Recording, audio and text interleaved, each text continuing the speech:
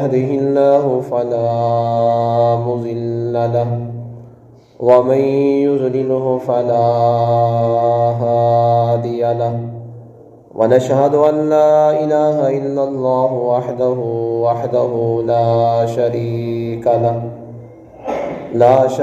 له ولا نظير له ولا وزير له ولا مشير له ولا معين له صل على سيد الرسل وخاتم الأنبياء أما بعد فأعوذ بالله من الشيطان الرجيم بسم الله الرحمن الرحيم وقال الله تبارك وتعالى في القرآن المجيد والفرقان الحميد في صحف مكرمة مرفوعة مطهرة وقال النبي صلى الله تعالى عليه وسلم اللهم اجعله هاديا ومهديا وقال النبي صلى الله تعالى عليه وسلم في مقام آخر أصحابي كالنجوم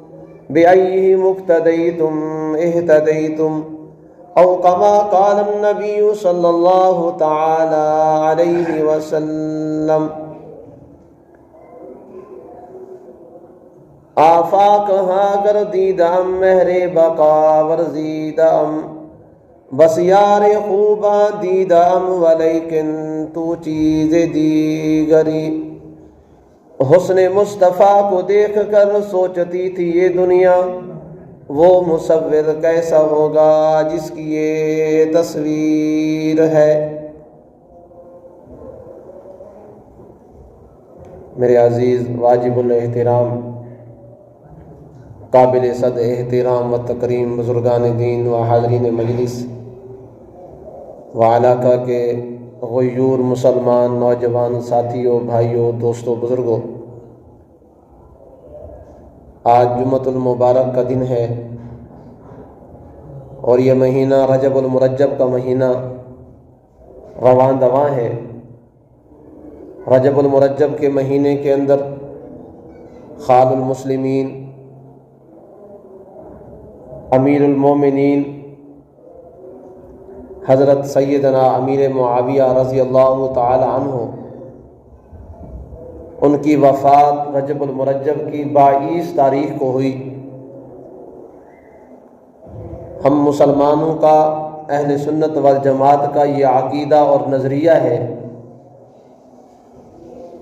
کہ صحابہ معیار حق ہیں۔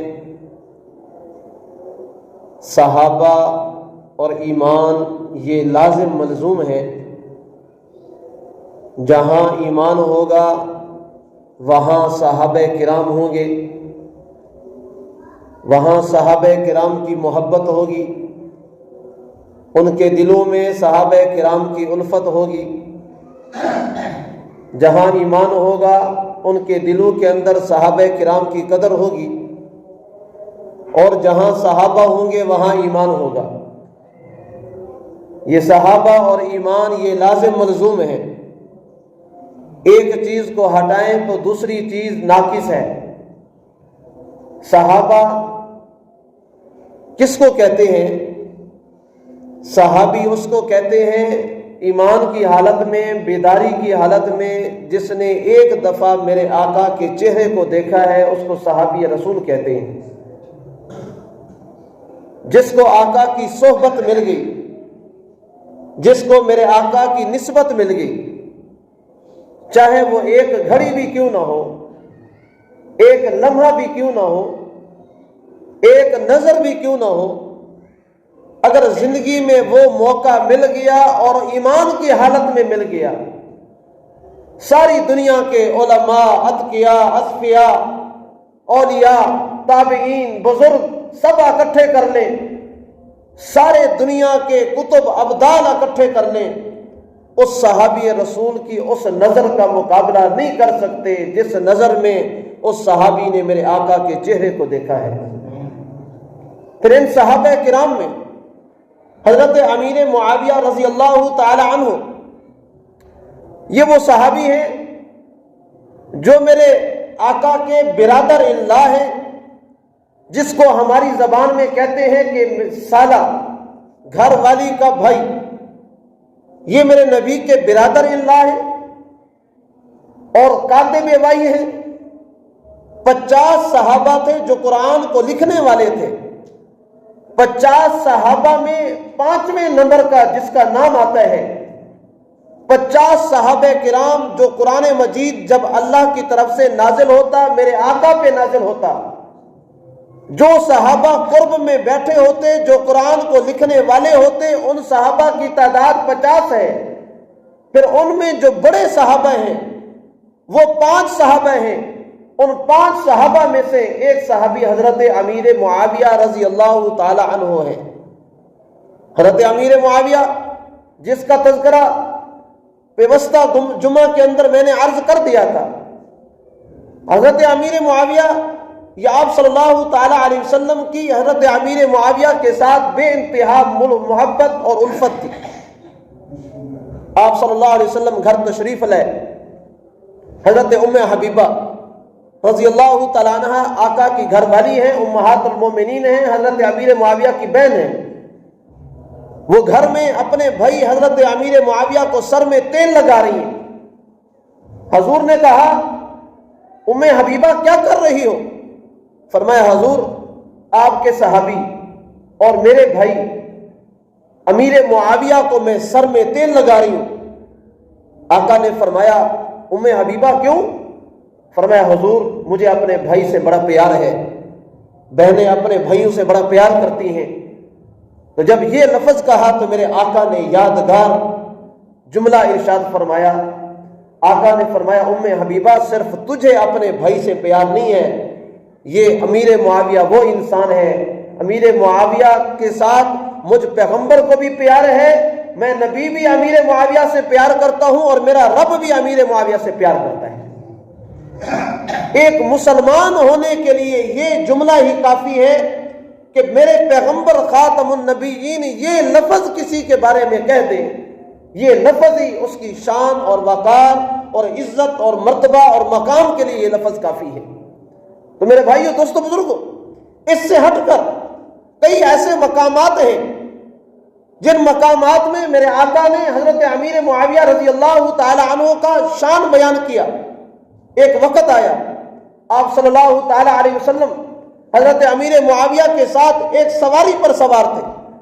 حدیث مبارکہ میں سواری کا لفظ ذکر نہیں ہے، اکثر اس دور میں اونٹنی پر، گھوڑے پر یا گدھے پر میرے آقا نے سواری کی ہے۔ تو آپ صلی اللہ علیہ وسلم آگے بیٹھے ہیں، حضرت امیر معاویہ رضی اللہ تعالیٰ عنہ پیچھے بیٹھے ہیں، سواری کر رہے ہیں۔ راستے میں حضرت حضور صلی اللہ علیہ وسلم نے پوچھا، معاویہ آپ کے جسم کا کون سا حصہ مجھ پیغمبر کے ساتھ لگ رہا ہے؟ حضرت امیر معاویہ نے فرمایا، حضور میرا سینہ، میرا پیٹ آپ کے جسم اطہر کے ساتھ ٹچ ہو رہا ہے، لگ رہا ہے۔ تو حضور نے فرمایا، معاویہ میں اللہ سے دعا کرتا ہوں، اے اللہ کریم، معاویہ کا جو حصہ، جو سینہ، جو پیٹ مجھ پیغمبر کے ساتھ لگ رہا ہے، اے اللہ کریم اس معاویہ کے سینے کو علم سے مالا مال فرما۔ اتنا عظیم صحابی، اتنا عظیم صحابی رسول، ایک صحابی ہے کہ اس کی نسبت میرے آقا سے ایک لمحے اور ایک لحظہ ہوئی۔ ایک صحابی ہے، حضور اپنے صحابہ کرام کے ساتھ ایک جنگ کے لیے تشریف لے کر جا رہے ہیں، درمیان میں ایک آدمی آیا، اس نے اشارہ کیا، آپ صلی اللہ علیہ وسلم رکے۔ اس نے آ کر آپ صلی اللہ علیہ وسلم کی سواری کی مہار جو لگام ہوتی ہے اس کو پکڑ کے کہنے لگا، آپ کا نام کیا ہے؟ حضور نے فرمایا، محمد صلی اللہ علیہ وسلم۔ اس نے کہا، میں نے سنا ہے کہ آپ رسول ہیں۔ حضور نے فرمایا، انا رسول، میں رسول ہوں۔ اس نے کہا کہ مجھے کلمہ پڑھائیں، میں مسلمان ہونا چاہتا ہوں۔ اس نے کلمہ پڑھا، میرے آقا نے کلمہ پڑھایا، مسلمان ہوا۔ 2 قدم اٹھائے تھے، وہیں اسرائیل فرشتہ آیا، اس کی موت کا وقت آ گیا، وہیں وفات پا گئے۔ اب صحابہ کرام آپس میں گفت و شنید کر رہے ہیں، صحابہ آپس میں باتیں کر رہے ہیں اس فوت ہونے والے صحابی کے بارے میں۔ کوئی صحابی کہتا ہے کہ یہ جنتی ہے، دوسرا صحابی کہتے ہیں کہ ابھی آئے ہیں، کلمہ پڑھا ہے، کوئی عمل نہیں کیا، اس کا معاملہ اللہ کو پتہ ہے، میرے آقا کے کانوں میں لفظ پڑے۔ میرے آقا نے فرمایا یہ صحابی جو مرنے والا ہے یہ صحابی جنتی ہے، کیونکہ اس نے میرا چہرہ دیکھ لیا، صحابی بن گیا، اب یہ جنت میں داخل ہو گیا، یہ ایسے ہو گیا جیسے ماں کے پیٹ سے ابھی پیدا ہوا ہے۔ یہ کلمے کی برکت ہے۔ تو معلوم یہ ہوا کہ جب میرے آقا کے چہرے کو دیکھ لیا جائے، ایمان کی حالت میں، اسلام کی حالت میں، کلمہ پڑھنے کے بعد جب چہرہ دیکھ لیا، چہرہ دیکھنے کے بعد اگر موت آ جائے، فرمایا ایمان کی حالت میں موت ہے، وہ آدمی جنتی ہے۔ تو وہاں وہ جو فوت ہونے والا صحابی رسول ہے اس نے نماز نہیں پڑھی، جو فوت ہونے والا صحابی رسول ہے اس نے روزہ نہیں رکھا، جو فوت ہونے والا صحابی رسول ہے اس نے عمرہ ادا نہیں کیا، اس نے زکوٰۃ نہیں دی، کوئی اور عمل نہیں کیا، صرف ایک ہی کام، میرے آقا کے چہرے کو دیکھا اور کلمہ پڑھا، میرے آقا اس کے بارے میں جنت کی بشارت دے رہے ہیں۔ تو معلوم ہوا کہ نسبت رسول، صحبت رسول ایمان کی حالت میں اگر مل جائے تو یہ دنیا کے ولیوں سے، دنیا کے بزرگوں سے، دنیا کے نمازیوں سے، حاجیوں سے، غازیوں سے 1000 درجے بہتر ہے وہ آدمی جس نے میرے آقا کے چہرے کو دیکھا۔ تو بات چلی حضرت امیر معاویہ، یہ وہ صحابی جس نے ایک جملہ کہا، میرے آقا کے چہرے کو دیکھا، فوت ہو گیا، وہ تو جنتی ہے۔ اور جس امیر معاویہ کے اتنے فضائل ہیں، جس کو حضور کہہ رہے ہیں میں نبی اس سے پیار کرتا ہوں، جس کے بارے میں حضور کہہ رہے ہیں میرا اللہ اس سے پیار کرتا ہے، جس کے بارے میں حضور کہہ رہے ہیں اسلام کی پہلی جنگ بحری بیڑا جو تیار کرے گا، جو سمندر کے راستے چل کر دشمن سے لڑائی کرے گا، میں اس کو جنت کی ضمانت دیتا ہوں۔ وہ پہلے صحابی جس نے بحری بیڑا تیار کیا وہ بھی امیر معاویہ ہے، اس لحاظ سے بھی یہ جنتی ہے۔ پھر جو قرآن لکھنے والے ہیں، جس کے بارے میں خلاق عالم نے اپنے قرآن مقدس میں فرمایا فی صحف مکرمہ مرفوعۃ مطہرہ بأیدی سفرہ کرام بررہ، اللہ کا قرآن کہتا ہے فی صحف مکرمہ، یہ جو آپ کے سامنے قرآن مجید ہے یہ بڑے مکرم صحیفے ہیں، یہ معزز ہیں، اکرام والے ہیں، عزت والے ہیں۔ یہ قرآن آپ کے سامنے پڑا ہوا ہے، یہ قرآن بڑا عزت والا، وقار والا، مرتبے والا ہے۔ فی صحف مکرمہ مرفوعۃ مطہرہ، یہ قرآن کی آیتیں مرفوع، بلند ہیں، بڑے اعلیٰ ہیں، اعلیٰ مراتب پر فائز ہیں۔ مطہرہ، یہ قرآن پاکیزہ ہے، قرآن بھی پاکیزہ، جس سینے پہ قرآن اترا وہ بھی پاکیزہ، جو اتارنے والا ہے وہ بھی پاکیزہ، لے آنے والا وہ بھی پاکیزہ۔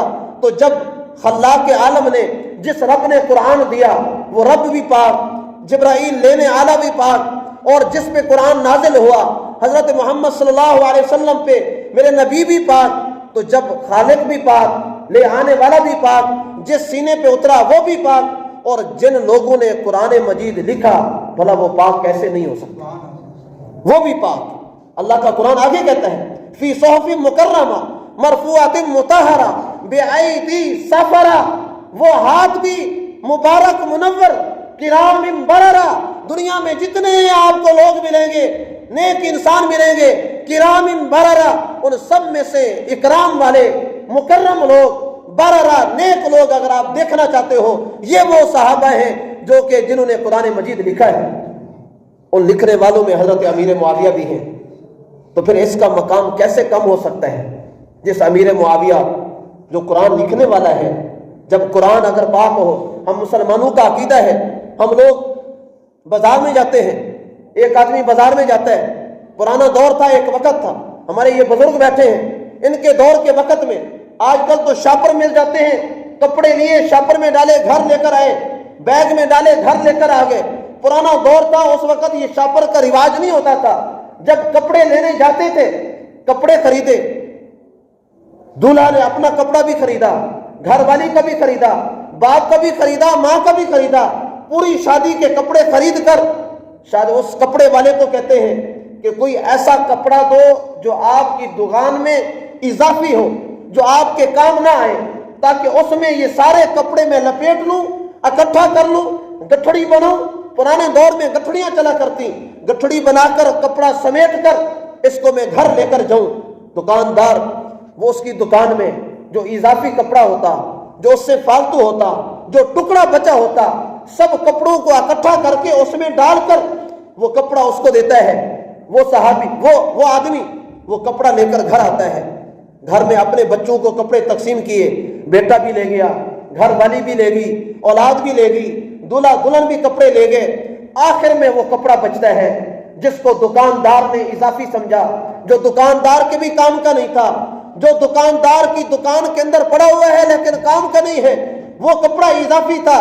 تو جب گھر میں آتا ہے، گھر کا سربراہ، فادر، باپ، اس نے دیکھا یہ کپڑا تو بچ گیا، اس نے اپنے گھر والوں کو کہتا ہے جو قرآن مجید پڑھا ہے اس طرح سے کرو، اس کپڑے کا غلاف بنا لو، یہ کپڑا قرآن مجید کے اوپر چڑھا دو، چلو قرآن مجید ڈھپ جائے گا، ہمیں ثواب مل جائے گا۔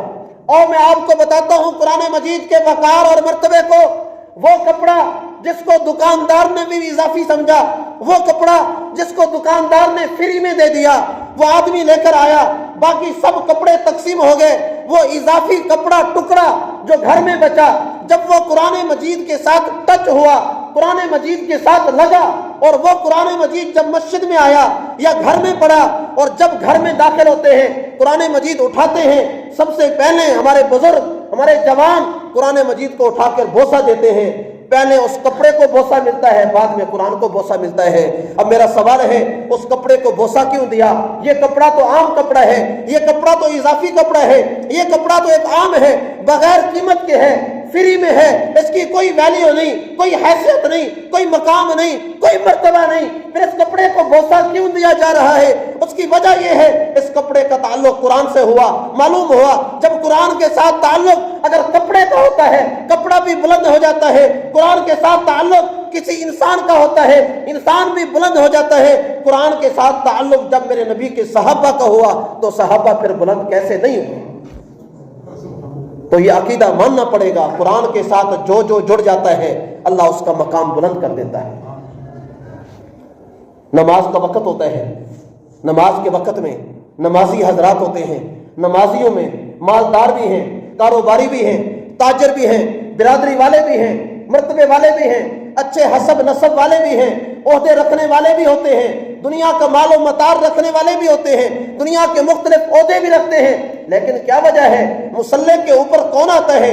جس کے سینے میں قرآن ہوتا ہے۔ معلوم ہوا ہر دور میں، چاہے میرے نبی کا دور ہو، جن لوگوں نے قرآن کو سمیٹا وہ اعلیٰ ہوئے، تابعین کا دور آیا، ائمہ کا دور آیا، قرآن سینے میں آیا وہ اعلیٰ ہوئے۔ آج کے دور میں بھی جس کے دل میں، جس کے سینے میں قرآن ہے وہ انسان اعلیٰ ہو جاتا ہے۔ سارے عہدے والے، سارے مقام والے، سارے مرتبے والے پیچھے کرتے ہیں، مصلی پہ کون آتا ہے؟ جس کے سینے میں قرآن ہوتا ہے۔ حضرت امیر معاویہ جو قرآن لکھنے والا ہے، 50 صحابہ ہیں، ان میں سے 5واں نمبر امیر معاویہ کا ہے۔ اتنا بڑا مقام، اتنا بڑا شان جو قرآن لکھنے والا صحابی ہے، اللہ نے اس کو یہ مقام دیا تو خدا نے فرمایا یہ لوگ نیک لوگ ہیں، کرام بررہ، یہ عام لوگ نہیں ہیں جو آپ کے سامنے ہیں، کرام بررہ، یہ نیک لوگ ہیں۔ تو میرے بھائیو، دوستو، بزرگوں، حضرت امیر معاویہ رضی اللہ تعالیٰ عنہ یہ وہ صحابی رسول ہیں جس صحابی رسول کے بارے میں آتے ہیں حضرت امیر معاویہ رضی اللہ تعالیٰ عنہ، فرمایا کہ یہ وہ ہے کہ ایک وقت ایسا بھی آیا کہ حضور اقدس صلی اللہ تعالیٰ علیہ وسلم کے دور کے اندر فرمایا کہ جب فتح مکہ ہوا تو آپ صلی اللہ تعالیٰ علیہ وسلم نے اس وقت بھی کہا تھا، فرمایا کہ جو آدمی بیت اللہ میں داخل ہوگا اسے بھی کچھ نہیں کہیں گے، ابو سفیان کے گھر میں جو داخل ہوگا میں محمد اسے بھی کچھ نہیں کہوں گا۔ ابو سفیان کے گھر میں یہ کون ابو سفیان ہے؟ یہ حضرت امیر معاویہ کا والد محترم ہے۔ اس وقت مسلمان نہیں ہوئے تھے، بعد میں مسلمان ہوئے، اس وقت حالت کفر میں تھے۔ تو حضور نے کہا جو ابو سفیان کے گھر میں آئے وہ بھی محفوظ، اسے بھی کچھ نہیں کہیں گے۔ اب یہاں یہی ایک نقطہ ہے، یہ بتائیں جو ابو سفیان کے گھر میں حضور کافر کے بارے میں کہہ رہے ہیں کہ جو کافر ابو سفیان کے گھر آئے گا میں محمد اس کو کچھ نہیں کہوں گا، وہ مجھ سے بری الذمہ ہے، وہ مجھ سے آزاد ہے، اسے کچھ نہیں کہوں گا۔ اب خود بتاؤ جو ابو سفیان کے گھر میں کافر آئے اسے تو حضور کہہ رہے ہیں اسے کچھ نہیں کہنا، اور جو امیر معاویہ اس ابو سفیان کا بیٹا ہے بھلا وہ کیسے ہو سکتا ہے؟ اس پہ انگلی کیسے اٹھ سکتی ہے؟ امیر معاویہ کے گھر میں آنے والا کافر بھی وہ بھی محفوظ ہے، وہ بھی امن میں ہے، وہ بھی سکون میں ہے، وہ بھی نبی کہتا ہے یہ میرے امن میں آ گیا، اسے میں کچھ نہیں کہوں گا۔ پر اس گھر کے، اس فیملی کے ممبر امیر معاویہ پر اگر آج کے اس دور میں اگر کوئی اس کے بغض میں آ کے اگر کوئی کنڈے کرے، بھلا کیا اس کے لیے یہ کام مناسب ہے؟ تو میرے بھائیو، دوستو، بزرگوں، بات کرنے کا مقصد 22 رجب المرجب آ گئی ہے، اب یہ قریب ہے، ہو سکتا ہے کل یا پرسوں ہو۔ 22 رجب المرجب کو ہمارے اس ملک کے پاکستان کے اندر ایک کنڈے کے نام پر رسم کی جاتی ہے۔ میرے بھائیو، یہ دین اسلام ایک مبارک چیز ہے۔ حضور اقدس صلی اللہ تعالیٰ علیہ وسلم تشریف لائے۔ آپ صلی اللہ علیہ وسلم کے آنے سے پہلے مکہ کی سرزمین پر مختلف قسم کے رسم و رواج تھے۔ بیت اللہ کا ننگا طواف ہوتا، مکہ مکرمہ کے اندر عورت کی بولی لگا کرتی چوک اور چوراہے میں۔ مکہ مکرمہ کے اندر بیت اللہ کے ساتھ ساتھ وہ لوگ رہتے تھے جو سود کا کاروبار کیا کرتے، مختلف معاملات کیا کرتے، جس کے اندر انسانیت نام کی چیز نہیں ہوتی تھی۔ ایک پانی کے پیچھے وہ کئی کی گھروں کے اندر قتل ہو جاتا تھا۔ لیکن جب حضور آئے تو حضور نے لوگوں کو امن کا درس دیا، حضور نے لوگوں کو بتایا۔ ایک وقت وہ بھی ہے پانی کے پیچھے لڑائی ہوئی، ایک خاندان کے کئی لوگ قتل ہو گئے۔ پھر ایک ایسا وقت بھی آیا، ایک جنگ کے اندر ایک صحابی، اس کو حضور نے فرمایا کہ جاؤ زخمیوں میں دیکھو، جو زخمی ہیں ان کو پانی پلاؤ۔ زخمیوں کے پاس گئے، ایک زخمی کو دیکھا وہ پانی مانگ رہا ہے، اس نے کہا پانی، فوراً پانی لے کر گئے، یہ نبی کا صحابی رسول ہے۔ اس کے پانی قریب کیا، ساتھ والا ایک اور صحابی زخمی ہے، اس نے بھی کہا پانی، تو یہ زخمی صحابی شدید زخم کی حالت میں وہ کہتا ہے کہ مجھے پانی نہ پلاؤ، میرے بھائی دوسرے صحابی کو پانی پلاؤ۔ کیا وجہ ہے؟ جب میرے نبی کی صحبت میں آئے، جب میرے نبی کے اخلاق میں آئے، جب اسلام میں آئے، دین میں آئے، اسلام میں آنے کے بعد یہ ایسے امن والے بن گئے، خود پانی نہیں پیا، اپنے بھائی کو کہہ رہے ہیں میرے دوسرے بھائی کو پانی پلاؤ۔ ادھر گئے، اگلے تیسرے نے کہا مجھے پانی پلاؤ، جب تیسرے کے پاس گئے وہ فوت ہو گیا، واپس آئے دوسرا بھی فوت ہو گیا، پہلے کے پاس آئے وہ بھی فوت ہو گیا۔ ایک پانی کا گلاس ہے، تینوں صحابہ نے اپنی جان تو اللہ کے ہاں سپرد کر دی، مگر اپنے دوسرے بھائیوں کے لیے قربانی دی، میرا دوسرا بھائی یہ پانی پی لے تاکہ دوسرے بھائی کو سکون مل جائے۔ تو میرے بھائیوں، یہ دین اسلام جو اللہ نے ہمیں دیا ہے، یہ اسلام نماز، روزہ، حج، زکوٰۃ کے ساتھ ساتھ عقائد و نظریات بھی محفوظ ہونے چاہیے۔ عقائد و نظریات محفوظ ہوں، رسم و رواج جو غلط ہیں، جو اسلام کے خلاف ہیں، اس سے گریز کریں۔ جب میرے نبی آئے، انہوں نے آ کے لوگوں کو بتایا کہ بھائی وہ کام جو شریعت کے خلاف ہے وہ نہیں کرنا، وہ کام جو اسلام کے خلاف ہے وہ نہیں کرنا، وہ کام جو کہ دین میں نہیں ہے وہ نہیں کرنا، جو دین کے مطابق ہے وہ کرنا ہے۔ تو میرے بھائیو، دوستو، بزرگوں، اب یہ 22 رجب المرجب حضرت امیر معاویہ رضی اللہ تعالیٰ عنہ، ان کی فرمایا کہ وفات کا دن ہے حضرت امیر معاویہ رضی اللہ تعالیٰ عنہ کی، تو اس لحاظ سے اس دن کی اندر ہم قرآن مجید کی تلاوت کریں، ذکر و اذکار کریں، نوافل پڑھیں، ایک صحابی رسول کو ثواب بھیجیں، بنسبت اس کے کہ ہم اس دن کنڈے کریں، ہم اس دن وہ کام، یہ کنڈے کی حقیقت کیا ہے؟ یہ کچھ بھی نہیں ہے۔ ہندوستان میں یہ رسم شروع ہوئی، امیر احمد بینائی ایک رافضی تھا، اس نے یہ کام شروع کیا، اس نے کہا جی حضرت امام جعفر صادق کی آج پیدائش کا دن ہے، تو لہٰذا یہ دن حضرت امام جعفر صادق کی پیدائش کا دن ہے، تو اس کی خوشی میں ہم یہ کنڈے کرتے ہیں۔ آپ تاریخ اٹھا کر دیکھیں، کسی جگہ بھی امام جعفر صادق رحمت اللہ تعالی علیہ ان کی پیدائش 22 رجب المرجب کو نہیں ہوئی۔ اصل میں اس کی وجہ یہ ہے، حضرت امیر معاویہ رضی اللہ تعالیٰ عنہ کے بغض میں آ کے یہ کام کیا جاتا ہے، ان کے بغض میں آ کے یہ کنڈے کے نام کی رسم کی جاتی ہے۔ میں اپنے بھائیوں، ان دوستوں سے کہتا ہوں جو ہمارے سنی نوجوان ہیں، خدا کے لیے اپنے عقائد و نظریات صحیح رکھیں، وہ رسومات جو اسلام کے خلاف ہیں، ایک صحابی رسول کے بغض میں جو رسم کی جاتی ہے اس سے اجتناب کریں۔ ہاں یہ ضرور ہے اس دن ہم لوگ قرآن مجید کی آیات پڑھیں، نوافل پڑھیں، ذکر و اذکار کریں، ان کو ثواب بھیجیں، ان کی خوشی میں آ کے یہ کنڈے کی رسم نہ کریں۔ اگر وہ دن امام جعفر صادق کی پیدائش کا دن ہوتا، امام جعفر صادق بھی ہمارے ہیں، وہ تو بڑے نیک لوگ تھے، یہ تو آج ان کو غلط طریقے سے ان کو استعمال کیا جاتا ہے۔ تو میرے بھائیو، دوستو، بزرگوں، حضرت امیر معاویہ رضی اللہ تعالیٰ عنہ یہ وہ صحابی رسول ہیں جس کو حضور نے فرمایا امیر معاویہ احلم من امتی معاویہ، میری امت میں سب سے زیادہ بردبار، سب سے زیادہ صبر کرنے والا حضرت امیر معاویہ رضی اللہ تعالی عنہ ہے۔ حضرت امیر معاویہ کے بارے میں ایک دفعہ آپ صلی اللہ علیہ وسلم بیٹھے ہیں، ایک شہزادہ آیا غسان کا شہزادہ، وہ آیا، اس شہزادے نے آ کے کہا میں نے سنا ہے کہ آپ میں ایک آدمی ہے جس کا نام محمد صلی اللہ علیہ وسلم ہے۔ تو صحابہ نے کہا کہ سامنے بیٹھے ہیں حضور، ان کا نام محمد ہے۔ وہ شہزادہ آیا، اس نے کہا آپ کا نام محمد ہے؟ آپ صلی اللہ علیہ وسلم نے فرمایا جی، مجھے محمد رسول اللہ صلی اللہ علیہ وسلم کہتے ہیں۔ تو شہزادے نے کہا میں نے بڑی تعریف سنی ہے، تو لہٰذا میں آپ کو کچھ تحفہ دینا چاہتا ہوں، آپ اپنا کوئی غلام میرے ساتھ بھیجیں، وہ غلام آئے جو مجھ سے تحفہ لے کر آئے، میں آپ کو گفٹ دینا چاہتا ہوں۔ تو آپ صلی اللہ علیہ وسلم نے دیکھا، آپ کی نظر حضرت امیر معاویہ پر پڑی، بہت سے صحابہ کرام بیٹھے ہیں، حضور کی نظر حضرت امیر معاویہ پر پڑی۔ حضور نے فرمایا معاویہ آپ جائیں اس شہزادے کے ساتھ، جا کر آپ تحفہ لے کر آئیں۔ اب یہاں دیکھیے آپ صلی اللہ علیہ وسلم حضرت امیر معاویہ کو بھیج رہے ہیں کہ جاؤ تحفہ لے کر آؤ۔ آپ کو کوئی آدمی آپ کو تحفہ دینا ہو، کسی نے قیمتی تحفہ کسی بادشاہ نے شہزادے نے دینا ہو، آپ کس کو روانہ کریں گے؟ کیا ایسے بندے کو جس پہ آپ پر اعتماد نہ ہو؟ کیا ایسے بندے کو روانہ کریں گے جس پر آپ کو یقین ہی نہیں ہے کہ پتہ نہیں بندہ ایماندار ہے یا نہیں ہے؟ آپ ہمیشہ اس بندے کو روانہ کریں گے جو ایماندار ہوگا، عادل ہوگا، صحیح معنی میں وہ اس کی امانت کے اندر اس کے خیانت نہیں کرنے والا ہوگا، آپ اس کو روانہ کریں گے۔ تو میرے نبی نے فرمایا معاویہ آپ جائیں، جا کر تحفہ لے کر آئیں۔ حضرت امیر معاویہ رضی اللہ تعالیٰ عنہ وہاں سے گئے۔ اب جو ہی باہر نکلے، حضرت امیر معاویہ کہتے ہیں میں جب باہر نکلا تو میرا جوتا ایک دوسری طرف پڑا ہوا تھا۔ جب میں باہر نکلا تو میں نے دیکھا شہزادہ اپنی سواری پہ سوار ہو گیا۔ اس نے کہا کہ اگر میں جوتا پہنتا ہوں شہزادہ چلا جاتا ہے، نبی کے حکم میں تاخیر ہوتی ہے، دیر ہوتی ہے۔ حضرت امیر معاویہ نے جوتا بھی نہیں پہنا، جوتے کے بغیر وہاں سے چلے۔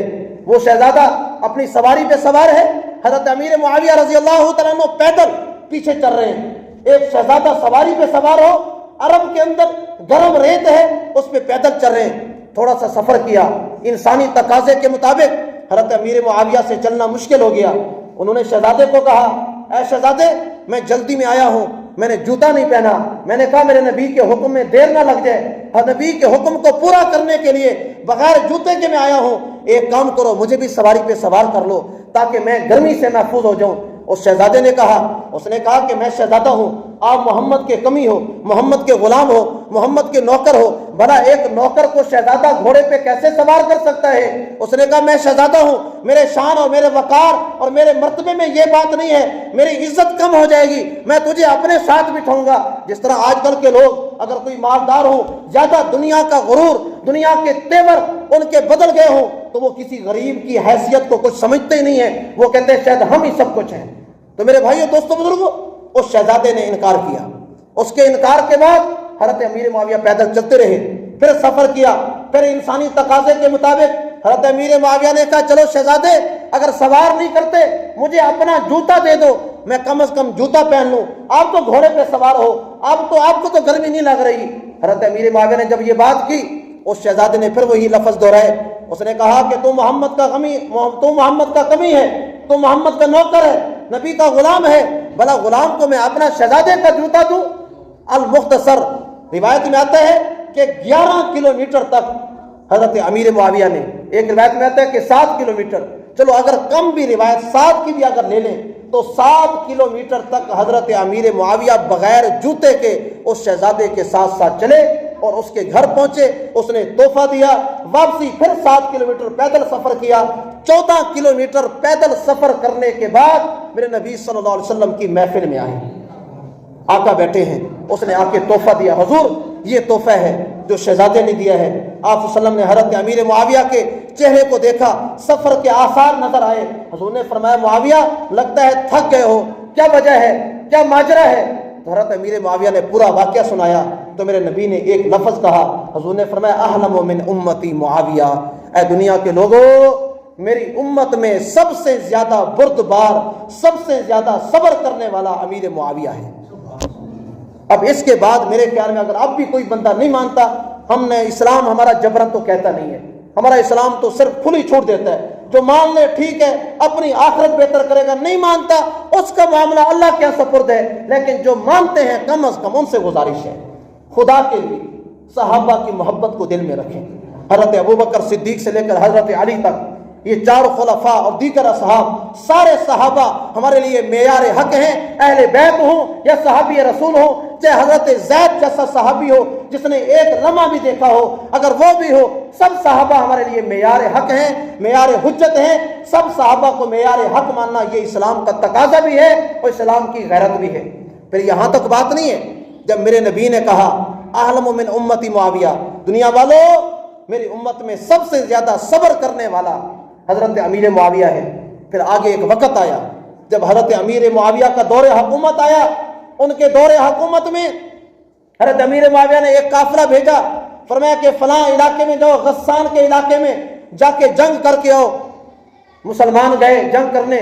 جب وہاں جنگ کی تو جنگ فتح ہوئی، کافی لوگ وہاں گرفتار ہو کر آئے. حضرت امیر معاویہ اس وقت بادشاہ وقت تھے.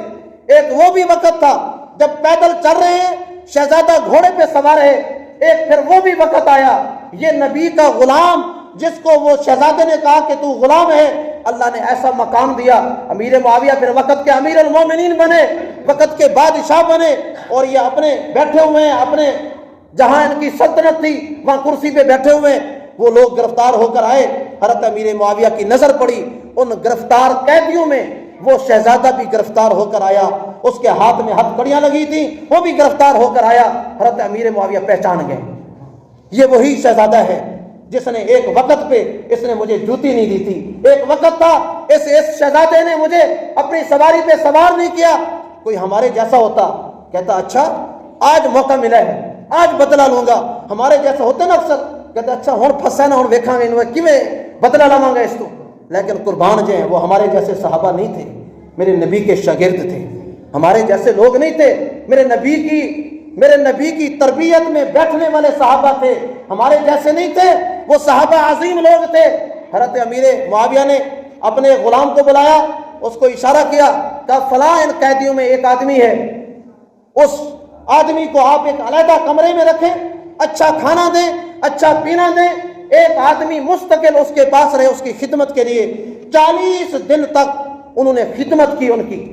40 دن کے بعد سب قیدیوں کو بلا کے حضرت امیر معاویہ نے کہا جاؤ میں نے تم سب کو آزاد کیا. جب یہ بات کی اس شہزادے نے کہا کہ یہ آواز میں نے سنی ہے، یہ جو میرے کانوں میں پڑی ہے یہ جانی پہچانی آواز ہے.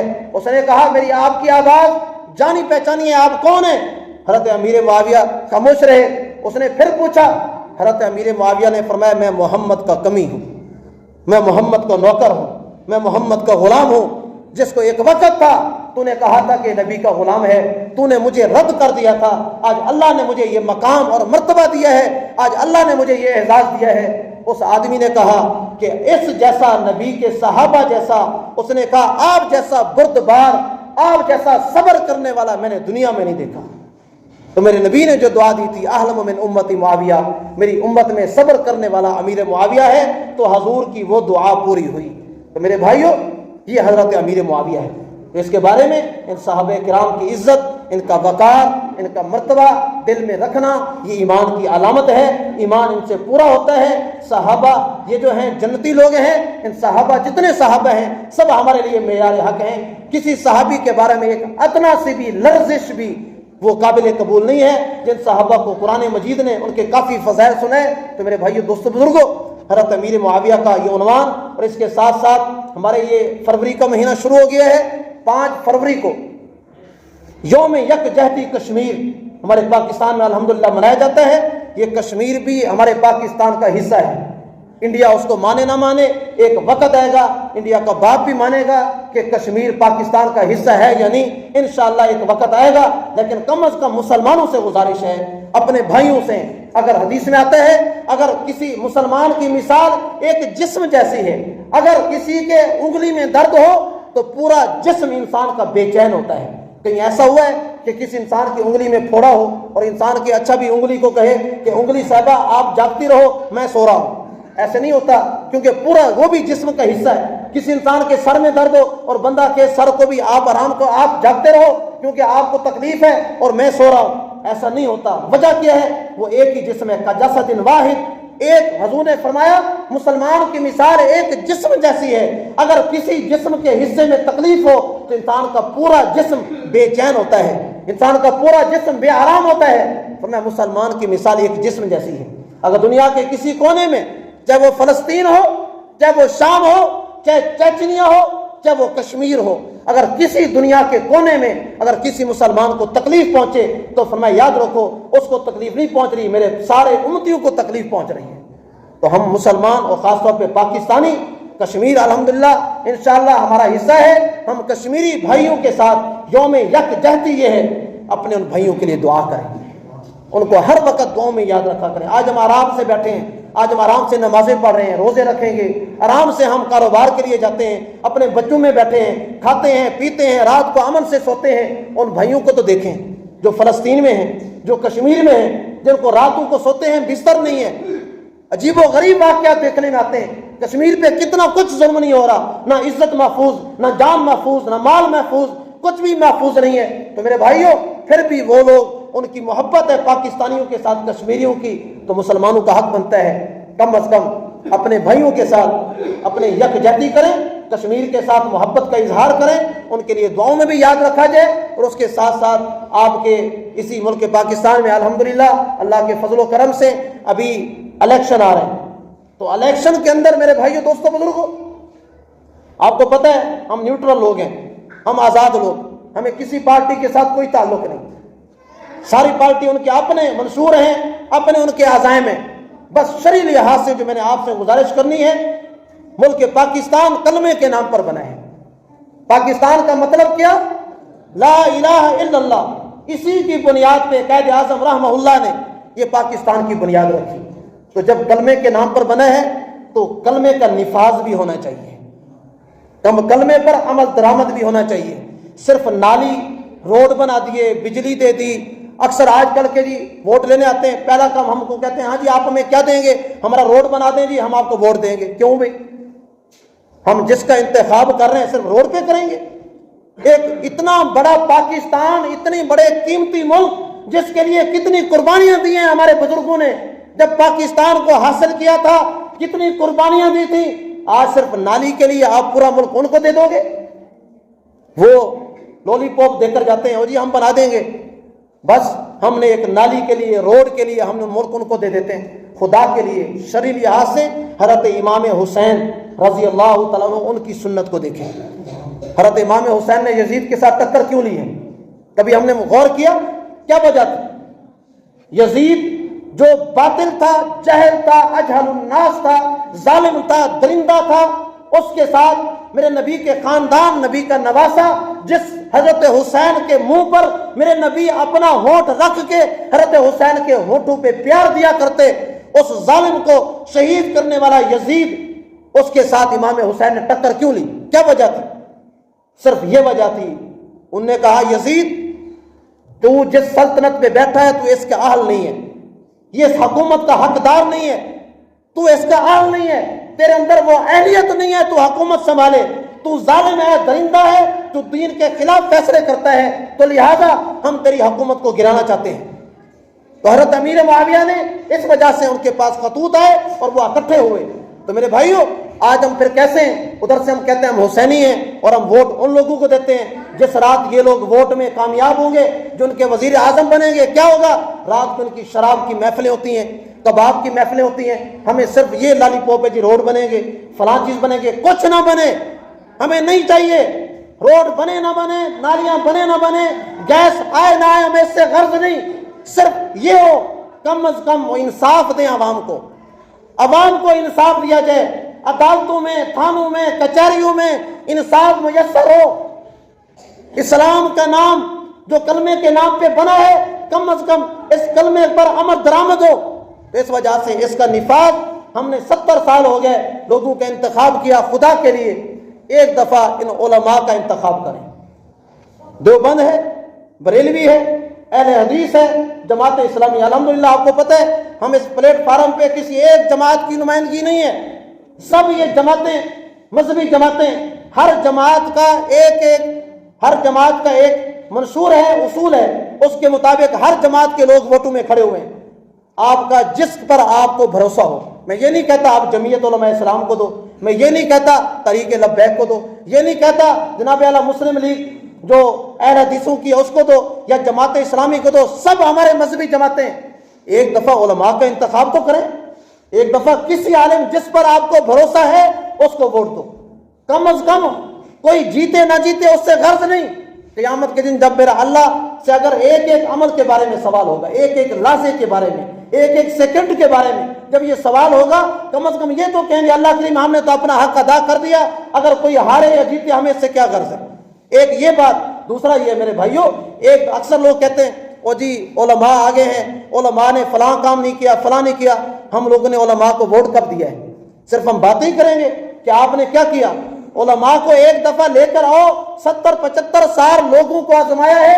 ایک دفعہ علماء کو تو آزما کے دیکھو، ایک دفعہ ان کو آزما کے دیکھو. ان سے ہماری ملاقات نہیں ہوتی، اور ان علماء سے ملاقات جب مرضی آپ ملاقات کریں. اس وجہ سے باقی ہر انسان کی اپنی مرضی ہے. یہ ہمارا صرف رائے دینے کا حق تھا کہ اگر ووٹ دینے ہیں اہل حق لوگوں کو دیں جو صحیح معنی میں عوام کی نمائندگی بھی کریں. جب ہمارے اوپر مشکل وقت ہے ہم سے ملاقات بھی کریں، کہ یہ نہ ہو ان لوگوں سے ملاقات کرنے کے لیے ہمیں کتنے سٹپ گزرنا پڑتا ہے. چھوٹے سے ملو، اس سے ملو، اس سے ملو، پھر ٹائم ہی نہیں ملتا. خدا کے لیے اب وقت ہے، صحیح انتخاب کریں، جہاں دل کرے وہیں دیں، لیکن سوچ سمجھ کے دیں، آخرت کو مد نظر رکھ کر دیں، سارے معاملات کو دیکھیں. ہماری پھر بھی دعا ہے اس پاکستان کے بارے میں، اللہ کریم ہمیں وہ حکمران عطا فرما جو اسلام کے حق میں بہتر ہو، جو پاکستان کے حق میں بہتر ہو. کہ ایسا نہ ہو کہ پاکستان کے حق میں جو دشمن ہو، اللہ کریم آپ کو بخوبی علم ہے، اس سے ہمیں نجات عطا فرما. اللہ تعالیٰ مکی